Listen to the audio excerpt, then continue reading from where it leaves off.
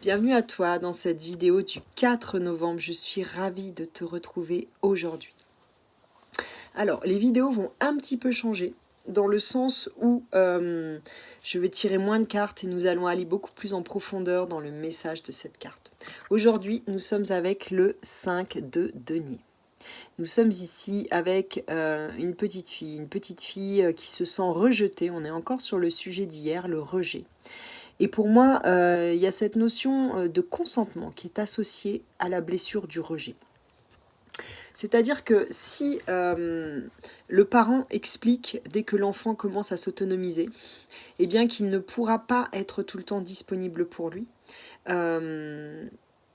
que ça ne remet pas en cause cet amour inconditionnel qu'il a pour lui, mais il y a des moments où il sera occupé à d'autres choses, donc il ne pourra pas tout le temps être disponible pour l'enfant. On introduit ici la notion de consentement. L'enfant, petit à petit, va prendre l'habitude de demander peut-être aux parents un moment quand est-ce qu'il va être disponible. L'enfant va comprendre que l'autre n'est pas à sa disposition totale et permanente, et que le fait qu'il ne soit pas disponible n'a rien à voir avec l'amour que le parent lui porte. En fait, il y a ces deux notions ici à dissocier pour moi qui sont très en lien avec le consentement. Et l'enfant, du coup, vivra moins cette blessure de rejet puisqu'il aura une explication claire. Et ça va aussi dans l'autre sens. Parfois, certains parents ont du mal à comprendre que leur enfant évolue et que les bisous, les câlins, il y a des moments pour et il y a des moments où l'enfant n'en a pas envie. Comme nous, en tant qu'adultes, il y a des moments où il n'est pas disponible pour ça non plus.